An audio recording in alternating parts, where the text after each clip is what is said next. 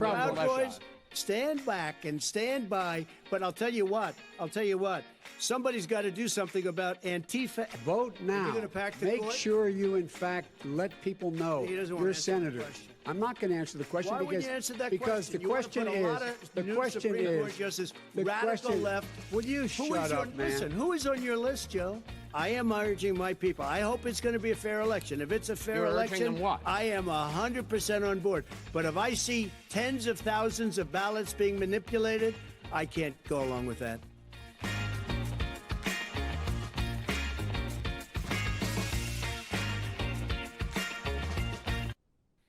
Welcome to Foursquare, the digital video show where politicos get together every week, chop up the news of the week. My name is Eugene Daniels. Joining me virtually, as always, are my colleagues and co-panelists Tim Alberta, Laura Barone Lopez, and Ryan Lizza. Hey, guys. Hey. Anything happened the last couple of days? Pretty sleepy. Yeah, that's boring. I want to start, because this is going to be a very debate-heavy show. I want to start with counterprogramming. You guys have 30 seconds to take to talk about the things that we may not be talking about in this show, which is a lot, because this is mostly about the debate. Laura, I'm going to start with you. I'm going to plug a story that I'm working on right now about Cindy McCain and whether or not her endorsement has a real impact in a swing state like Arizona, which, according to the Democrats and Republicans in the state that I've been talking to, they think that where she could influence voters the most are the independents, moderate Republicans in the suburbs of Maricopa County. And if it's a really tight race, then that could be key at the margins. Tim, how about you? I, too, will plug a story that I'm working on. I've been writing this election year series on Alyssa Slotkin in Michigan's 8th District, sort of viewing the 2020 election through her eyes. The next installment's going up tomorrow morning, and I think it's got some pretty fascinating reveals in it. Chief among them, an internal poll that her team took because they were so worried about Trump's law and order message and if it was going to hurt her and potentially defeat her. And the results they got back were completely astonishing and eye-opening and really speak to what I think we should start to grapple with, which is the potential of an absolute bloodbath this November, Trump losing by margins that we never could have imagined him losing by. Deep tease for that story. We'll have to be on the lookout for that. Ryan, how about you? That sounds good. The economy, and I'm a broken record on this show, but the continuing struggle of Congress to do the bare minimum with the COVID relief, subsequent COVID relief bill. From what Nancy Pelosi said this week, it seems like the White House and Democrats are still far apart. We've got some terrible economic news this week in terms of rising number of layoffs of a lot of big firms who are watching Congress's inability to get anything done and worrying about the economy not recovering at the pace it's been recovering at. And it's just sort of criminal that Congress, which is responsible for shutting the economy down, isn't doing what is just basic to give people a lifeline in this recession. And there are obviously some political implications here too for Trump and Biden. And airlines have started to fire people because the money from the CARES Act ran out. And so that is all of us at some point. We are just a month away from election day, maybe voting day, since there's more election season now. People are already voting all over the country, either mail-in or even early voting in person in some states. We are also 2 days away from what was billed as a debate, but was something no one in this country has literally ever seen before. President Trump and former Vice President Joe Biden got on stage together for the first time, and take a look. Are you willing tonight to condemn white supremacists and militia groups and to say that they need to stand down? Do you want to call them? What do you want to call them? Give me a name. Give me a white name. Supremacists and white supremacists. White supremacists and right Proud Boys, stand back and stand by. No, sir. With $1 billion, if you that get rid is of absolutely you know what, you're not stop. true. You're going to have True, gentlemen. I hate to raise my voice, but it seems to be, why should I be different than the two of you? People out there need help. But why didn't you do it over the last 25 years? Because you weren't president. Because you weren't president screwing things up. You were a senator. And You're by the way, worst you were president America has ever had. Hey, Come Joe, on. Oh, Lord. Poor Chris Wallace. Obviously, this is 2 days after the debate. You guys have all had some time to sit with it, send your thoughts and prayers to the transcribers, the moderator, and the country. And I want to start this segment with President Trump and focus there with him. Ryan, there's lots of debate about whether or not President Trump just kind of went on the attack because that's who he is, or if it was an actual tactic his campaign talked about. First, answer that question. Also, how is this playing 48 hours later with voters, both his and otherwise? Well, I do think there is a tactic. I mean, he obviously came to the debate, whether he talked about it with anyone or his campaign strategist is a whole nother issue. He does things all the time unilaterally. But if you watch Trump in debates, he adjusts his strategy all the time. I mean, he's not always at the same kind of modulation. And that was true during the Republican primaries in 15 and 16 and during the 3 general election debates against Hillary Clinton. So I think his strategy here was go in and just blow this thing up, because otherwise what's going to happen is he's going to have the moderator, Chris Wallace, who has interviewed Trump quite a bit, knows his game, has been pretty effective in the past at pushing back against Trump when he says something that's not true. So you kind of, make him, in a sense, a partisan for trying to enforce the rules. And because Trump is breaking the rules more often than Biden, the moderator is going at Trump more and more and more. So that kind of, is a way to discredit Wallace. And then, of course, Biden is there to lay out a pretty strong case about Trump's handling of the coronavirus pandemic and any number of things, right? Just prosecute the case against Trump's record.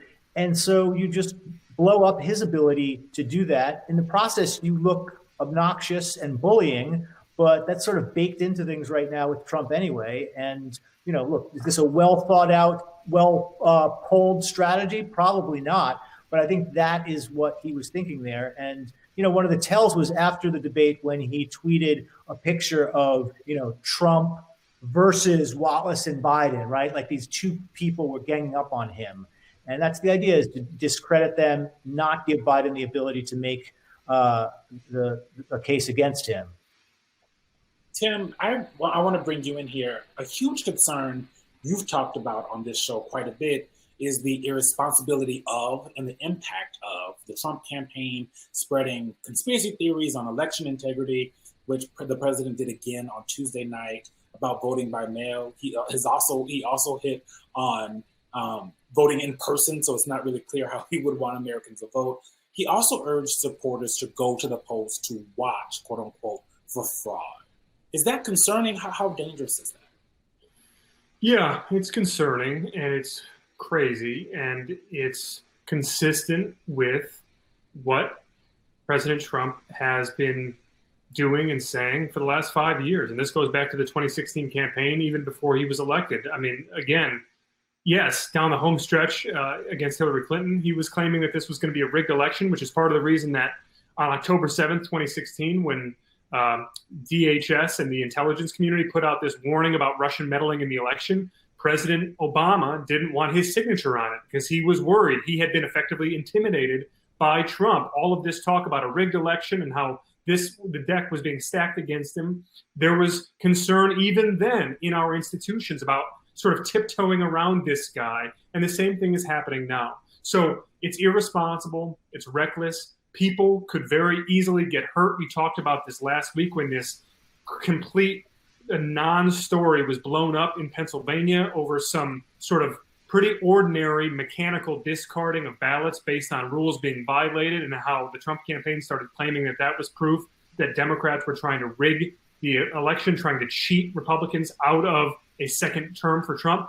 At the end of the day, guys, what we saw at the end of that debate, it was sort of indicative of the Trump strategy from the very jump.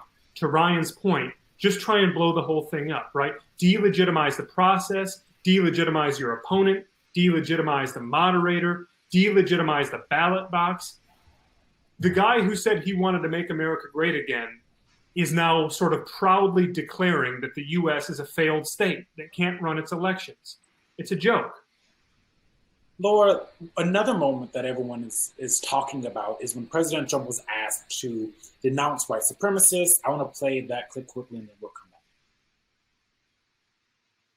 Look, what are you saying? I'm willing to do anything. I want to see peace. Then do it, sir. Say it. Do it. Say it.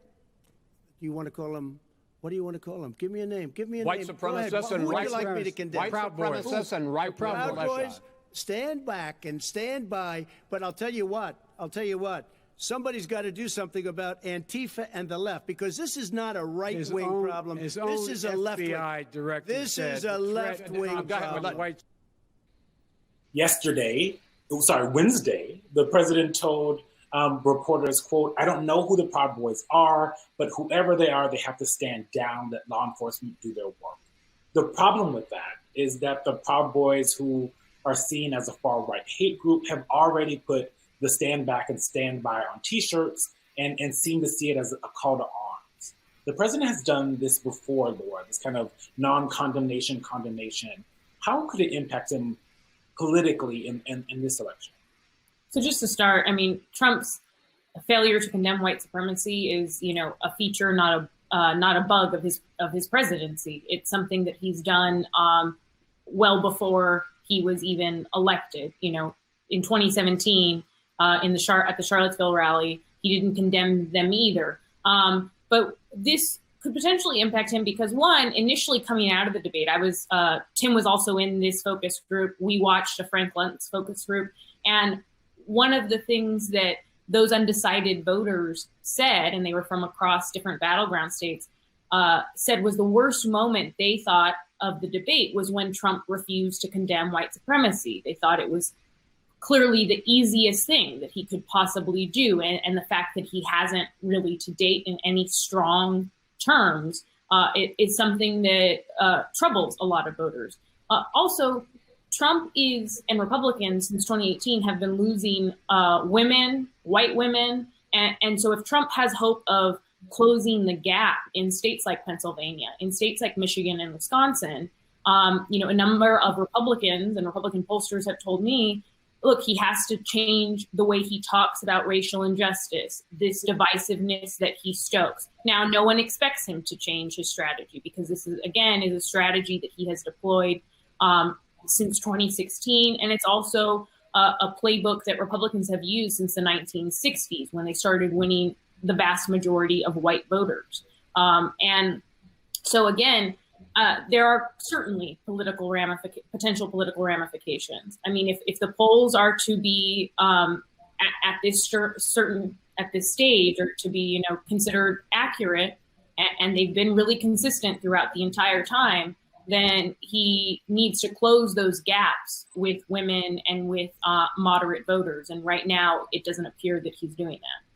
Something that I keep hearing from Republicans who are having to deal with what President Trump is doing when he doesn't make these condemnations is that at the very least, he has a hard time condemning anyone who might vote for him. We saw that also when he wouldn't condemn people who believe in QAnon conspiracy theories. So that's something that has been going around forever as well.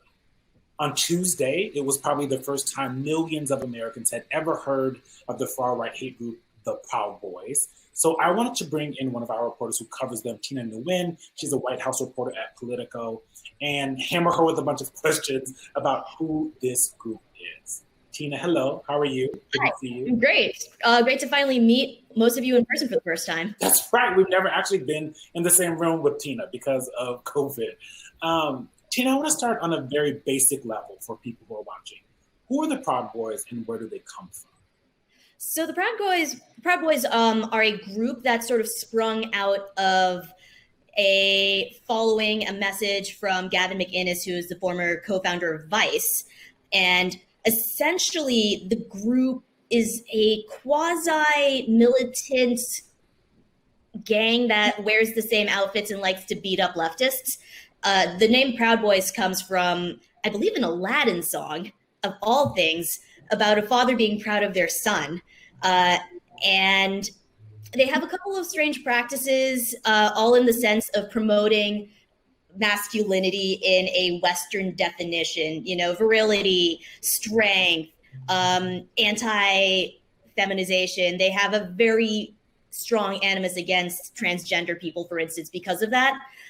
They also have this very strange practice of trying not to masturbate too much. That's a long one, but I'm sorry. I'm very sorry. That's a thing. Oh, that is a strange thing. That is a very odd. But what they've been known for most is their presence at far-right rallies, or more often appearing at leftist progressive rallies and threatening violence against people there. Gavin McInnes has actually disavowed himself from the group in 2018 when he was caught leading a group of Proud Boys and beating up a protester at some rally. And I think he had a samurai sword with him for some reason, but they were arrested. He disassociated from the group, but the group is still pretty prevalent. So Tina, in terms of the implications of what the president said, and when he amplifies groups like this, hate groups like this, have you seen an uptick? People who track, their online following, has there been a growth in groups like Proud Boys and other related hate groups?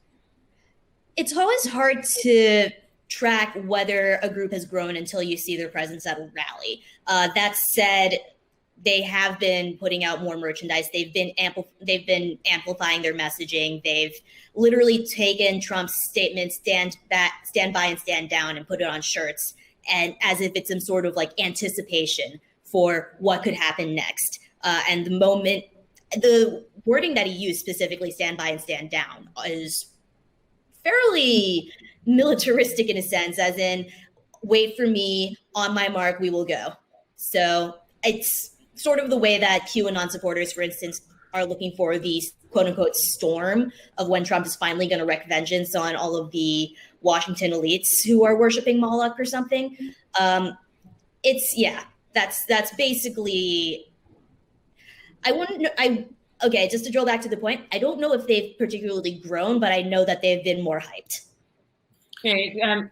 I actually asked just a tech expert who's tracked some of this, who said that in the days since the debate, that there has been more traffic to sites like that, which could be a potential sign of growth. Absolutely. Yeah. So Tina, you mentioned the hype, and I'm just wondering here, the history books are full of examples of fringe movements and far right groups and far left groups as well that are comprised of these sort of weird social misfits who are desperate for a place to fit in and some camaraderie to discover, and the only real way that these groups ever survive or make any impact on society is by the oxygen we in the media decide to give them. So I guess my question is, why are we talking about the Proud Boys? Do you believe that this is a group that has any sort of cultural or societal relevance outside of Trump shouting them out at the debate the other night? Absolutely. There's an entire right-wing extremist universe that they comprise parts of. You see them at the same events as, say, like Oath Keepers, or they were a big presence at the Unite the Right rally. And even if they say, oh, we're not white supremacists, they are friendly with people such as, say, Richard Spencer or Mike Cernovich or Jack Posobiec.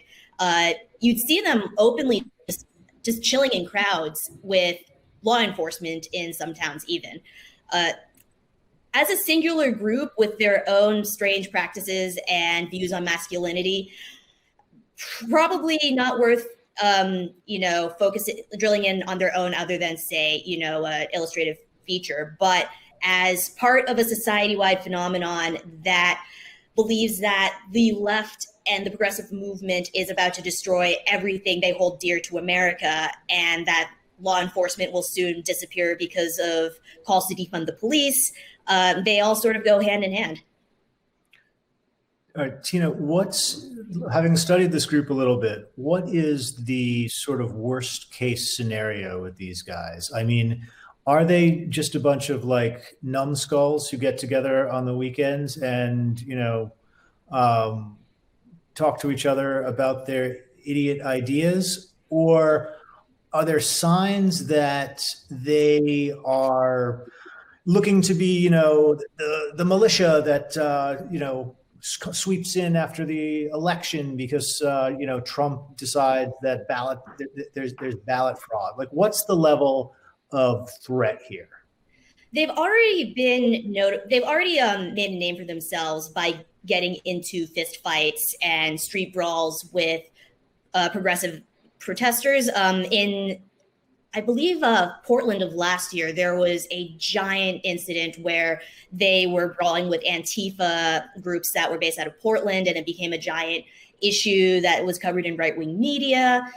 There's this reporter, Andy Ngo, who made claims that he was attacked by Antifa, and that sort of propelled the narrative of, Antifa is an actual organized terrorist group that's going to destroy America. I don't know about them particularly going into armed militia groups. I have read that they have occasionally, but there are bigger, more organized, more militaristic groups out there, such as the 3%ers, Oath Keepers, anyone really into Blue Lives Matter that are already organizing and have made an even bigger, more shocking impact in protests like Kenosha. Tina, thank you very much. I know you have a lot of work to do, but thank you for coming on the show and sharing that with us. Thanks, Tina. Thanks for having me, guys. Of course. President Trump wasn't debating himself on Tuesday. So now I want to talk about Vice President Joe Biden and his performance, the expectations, and kind of the effects of his performance. At the beginning of the debate, Tim, Biden was clearly thrown by President Trump's constant interrupting. How do you think that played with voters? And the Trump campaign has spent a lot of time painting Biden as kind of like a senile old man who can't handle the debate. Do you think Biden did well enough to counteract that theme of him that's out there? Yeah, because the bar was so low that he could, crawl over it. That was the story of Tuesday night in many ways. The Trump campaign and his allies and conservative media have spent so much time painting this picture of a doddering, senile old man who's in obvious decline and who can't put a sentence together, that when he comes out there and makes one coherent point, people are blown away, like, oh my gosh, this guy's really good. In fact, Laura referenced earlier this focus group we were in with Frank Luntz, and numerous respondents in the focus group used phrases like exceeded my expectations, much better than I thought he was going to be. And that's a direct reflection on not Biden's performance. I think Biden, we could all agree, was very mediocre. In fact, there were parts of that debate where he was downright bad, but it still was better than what the expectations projected onto him were. And that in and of itself is just a stinging indictment of the Trump campaign. I mean, let's be really clear about this, guys. Like, for however any voter feels about the president himself and his actions and his words and his management of the COVID-19 virus and his behavior in office, like, set all of that stuff aside for a second. Just as a matter of sheer political ability and sort of the way in which we evaluate campaigns, his campaign has done an awful job by almost any metric in the run-up to this first debate and in their sort of theorizing, their theory of the case of how to best take on Joe Biden. They have not had an answer for the last 6 months on how best to attack this guy, on how best to frame him, on how best to undermine his message. It's just been a complete and utter collapse. It's been political malpractice. What became clear as a tactic was President Trump trying to drive a wedge between Biden and the left while still making Biden seem like a tool of the left. Let's take a look at this clip. Joe, you agreed with Bernie Sanders, who's far left, on the manifesto, we call it, and that gives you socialized medicine. Look, hey, Are you saying I'm not going to listen to him. The fact of the matter is, I beat Bernie Sanders. Not by much. I beat him a whole hell of a lot. I'm here standing facing you all. Laura, how is this playing on the left? AOC tweeted about this, basically saying, yeah, we don't agree on things, so what? Does this tactic of playing Biden against the left have a shot at diminishing turnout on the left? Because we know there's not a lot of excitement for him on the left, but at least a lot of them were thinking about just voting for him. Right. So the goal there from Trump is clearly to try to divide Democrats, potentially suppress turnout, because like you said, yes, there is some of an enthusiasm gap there. But if you actually look at the polls, like if you look at polls of Gen Z and millennials, Harvard just had one about a week ago, and it shows that Biden could potentially reach Obama level or exceed Obama level youth turnout in 2008. So even though those young voters might not be as enthusiastic, they're very enthusiastic about casting a vote against Trump. And that's all that Biden really needs to reach the numbers. And I was talking to some Democrats in Arizona, and they too are saying that, look, a number of them are progressives. They consider themselves progressives, and they, in the primary, voted for someone else, be it Bernie at that time, but that they are going to vote for Biden because, you know, given where the country is at, that's what they're going to do, even if he may not push all of the policies that they want. But they feel very encouraged by the fact that, yes, he did have Representative Ocasio-Cortez and other progressives like her on that task force with Bernie Sanders, and also just recently added some Warren progressives to his transition team, which our colleague Alex Thompson reported on. So again, he has them at the table. And I think that's enough of a signal to those progressives that we aren't seeing that enthusiasm gap hurt him that much in polls. Yeah. Ryan, at the beginning of the debate, Biden was asked point blank, basically, about whether or not he would support packing the court with more justices if he were to win. He hedged. In the primary, he basically said he wasn't going to support something like that. Can he really go the full way to voting day, I guess? We're in election season, but voting day, not answering this question because it's going to come up again. And it's, you know, pretty important. Absolutely. And I was covering Biden in Wilmington, Delaware on Sunday, and I asked him this question as well. And, you know, he said a longer version of what he said the other night because he didn't have someone interrupting him. But it's really an untenable position to have, which is this view that I'm not going to tell you the answer to this incredibly important policy that a lot of important people in my party have embraced and are promising to push because I don't like the politics of it, right? He doesn't do that on almost any other issue, right? I mean, he takes very clear positions on, say, Medicare for all or, you know, the Green New Deal. And so it should be untenable, but, you know, unfortunately, reporters don't have that many opportunities to press the vice president. I'm sure he'll be asked about it again at the next two debates.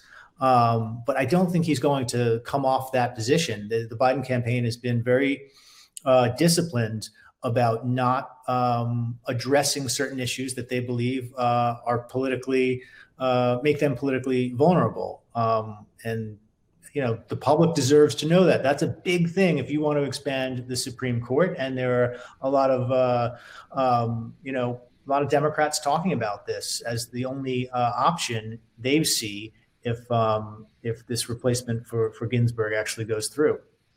Quickly before we go, the Commission on Presidential Debates was clearly just as disappointed as everyone else was in what we saw on Tuesday. So they say they will be changing the debate structure to prevent kind of what we saw on Tuesday, and that it, most importantly, won't be a negotiation. That this is something, if you want to be on this debate stage, you're going to have to agree to.